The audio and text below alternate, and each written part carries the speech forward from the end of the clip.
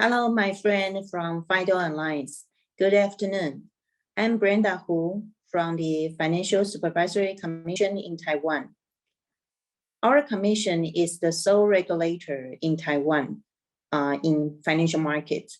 We regulate and supervise banks, insurance companies, securities firms, fund managers, financial consultants, and also some financial services providers. And also we regulate public and listed companies. Taiwan's innovation ability is internationally recognized. Its innovation capability was ranked fourth among 140 economies, according to a report by the WEF, World Economic Forum. So we'd like to leverage that strength. So we try to help our financial system transform. The first thing we like to do is to establish suitable infrastructure and ecosystem so that they may provide customers with easy and reliable financial services. In order to enhance financial sector's agility, speed, and data-driven decision-making, we consider digital ID authentication is the most urgent and critical element of financial digital development. So it's my great pleasure today to share with you our progress in the mobile financial ID authentication.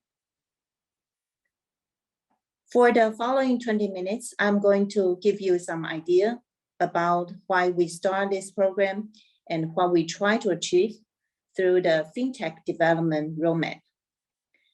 This program will have very big impact in the financial industry. So many market participants join in together and form the Fintech development roadmap. To form the Mobile Financial ID Alliance. I will talk about its function and work stream. I will also demonstrate the application structure and our plans in the future. Traditionally, when a bank customer opens an account or makes a transaction, he has to walk into the bank's business venue and make direct contact with a bank teller. Even with digital banking, customers sometimes still need to go there in person to change their address or apply for new services. In Taiwan, 93% of adult population has at least one bank account. Usually people have many bank accounts, ATM cards, electronic payment accounts, insurance online user accounts, securities firm accounts, etc. In other words, people have to spend time and effort to remember and keep their account names and password secure. As friends of FIDO Alliance, you know the negative side of password and account names. This is a time-consuming process, not only for customers, but also for financial institutions. Almost all financial institutions require same item of personal data for compliant anti-laundering regulation. Customers have to fill in their same personal data over and over again, even though they are dealing with financial institutions under the same financial holding company.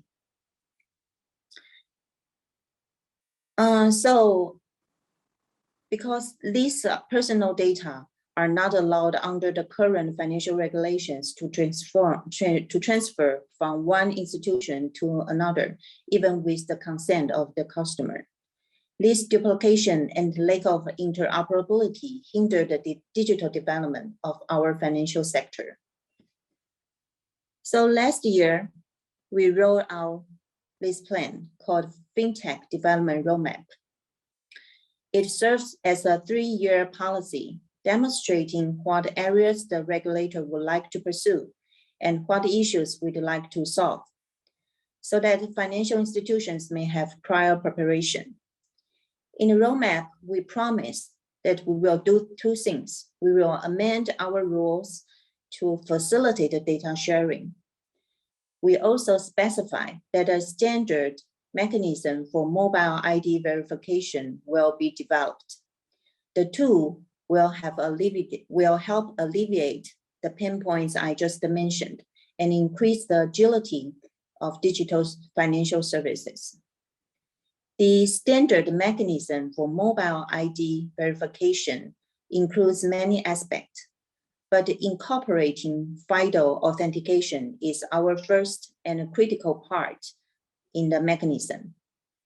Main measures we adopt include to form a mobile financial ID alliance, to engage with industry participants, introduce FIDO to enhance interoperability, and begin the program with pilot tests which provide financial services with low and medium risks, such as transfers within limited amounts, KYC replies, purchase of online insurance products, signing digital contract of funds, etc.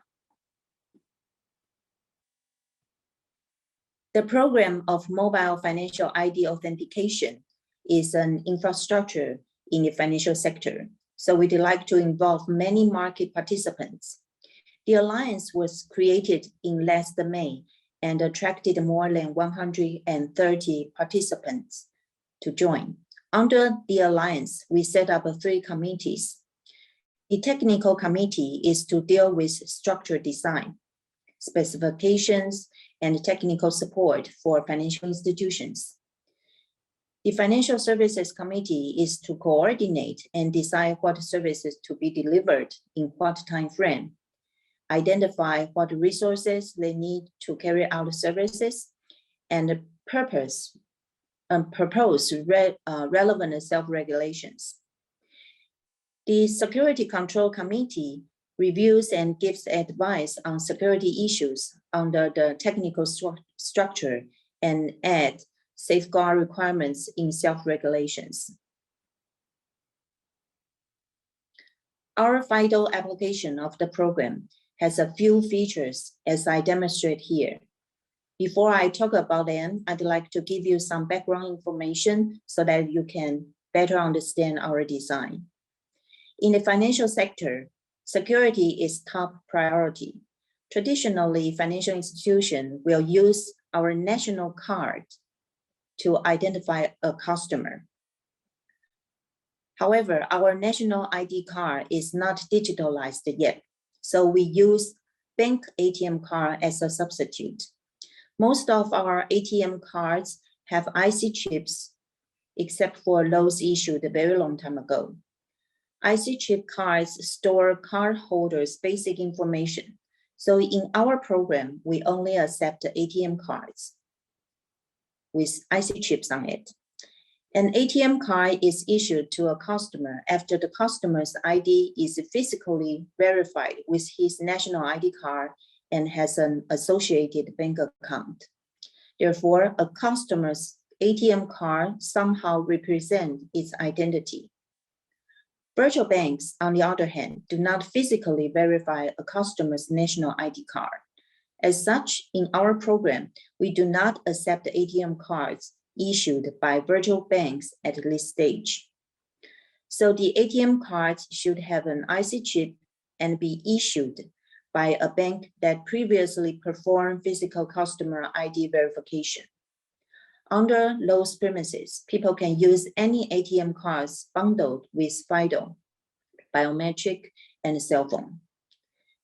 As to financial institutions, any financial institution may establish a FIDO server. Its subsidiaries or partners may also use the same FIDO server for cost efficiency reason. If they do so, they become a group.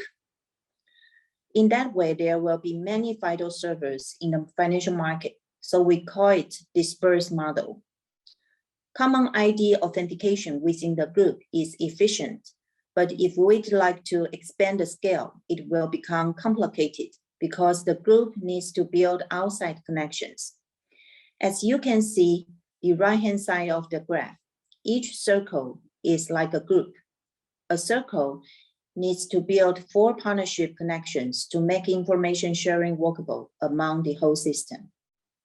In Taiwan, we have 14 financial holding companies, 38 banks, 53 insurers, 105 securities firms, and many others. You know the complexity of the connections. Despite the complexity, some financial holding companies consider that they have already established the FIDO servers and would like to maintain their first mover advantages. As a regulator, we respect their decision and encourage them to do the pilot test of Disperse model as soon as they can. If we stand on a customer's foot, however, we would like to register with FIDO only once and use our own biometric to access as many financial services apps as possible, right? It could be even better if we could authorize and transfer our personal data from one institution to another to save time and enjoy the convenience. Many financial institutions therefore express their high interest in developing a centralized model. That is the one on the left-hand side, in which a trusted center seems required. That center needs to build a FIDO server which store all users' registration information. The center should be supervised for security reasons. Who should be the trusted center then is a question under our discussion. Given the process needs time, we put it at the back burner or phase 2.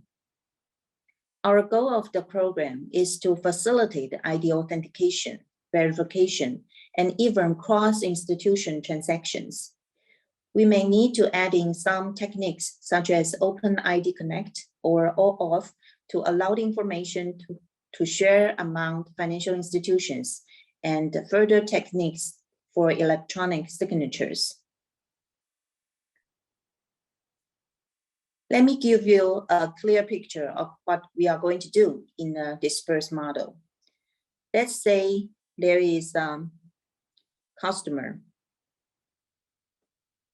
We say John, who is a customer of a financial institution K. John applies for the mobile services through K's website or app. K will advise John to go to any ATM and use one of his ATM cards. So John goes to the ATM and use his ATM card insert. The equipment agent bank accept the ATM card and request the confirmation of the card holder's information from the card issuer. This process is actually our existing process that performed by our Financial Information Services Corporation.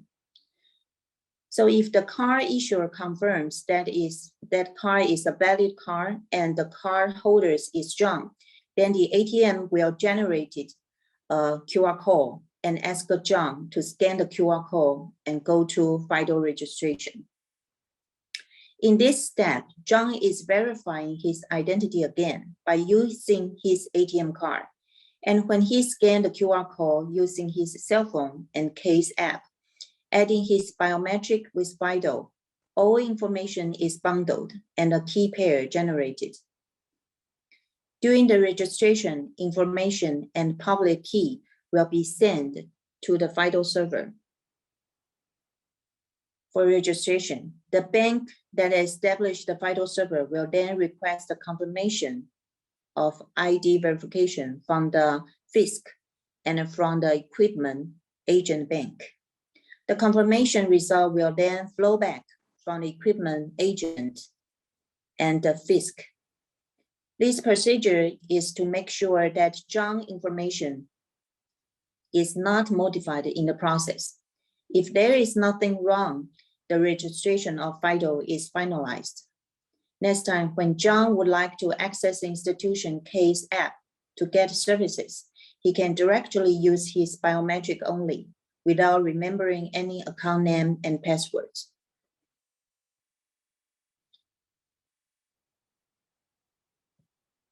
Let's take a closer look at FIDO registration process. If John would like to use his biometric to access financial institutions app, he needs to register first. he log in to the financial institution case app, bundle his ID number, biometric, and cell phone. The case FIDO client will generate a private key and a public key. The public key and John's registration information will be sent to case RP server and then to FIDO portal or FIDO server. The FIDO server stores John's information and send back registration result all the way back to John. The process is normal FIDO process, but two things need to be noted. If there is a new customer, Mary, who would also like to register with FIDO, before she logs into Case app, she has to complete her identification process carried out by Kay. After that, Mary becomes an existing customer and follow that John has to do. The other thing is the design of the app and FIDO client. Under the Disperse model, a group will provide a group-wide commonly used FIDO server for its subsidiaries and partners. It may also provide them with common app and a common FIDO client. In other words, each financial institution under the group can have its own app and FIDO client or use the group-wide app and FIDO client. However, no matter what kind, when John uses his bank account to register with FIDO, he gets banking key pairs. If he would like to have security key pairs or insurance key pair, he has to use securities account or insurance account. Different sector key pairs are mutually independent and cannot be exchanged and shared.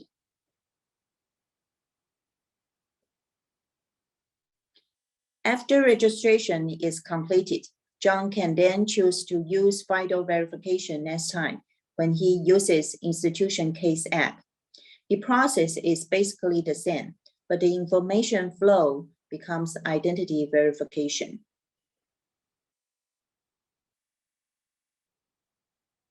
Thanks to the Financial Information Services Company, they have finalized the program framework. So we are now ready to go on to next steps. 8 teams indicate their intentions of pilot tests on the Disperse models. We are now gathering their plans, common questions, and issues to be solved. In a week or so, we are going to have a seminar for them to give them assistance to apply for pilot tests.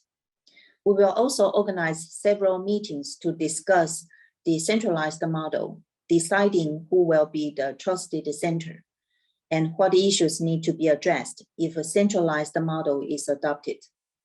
Before the Disperse model is tested, we will present and prepare draft common rules for them and make necessary adjustments after their tests are finished.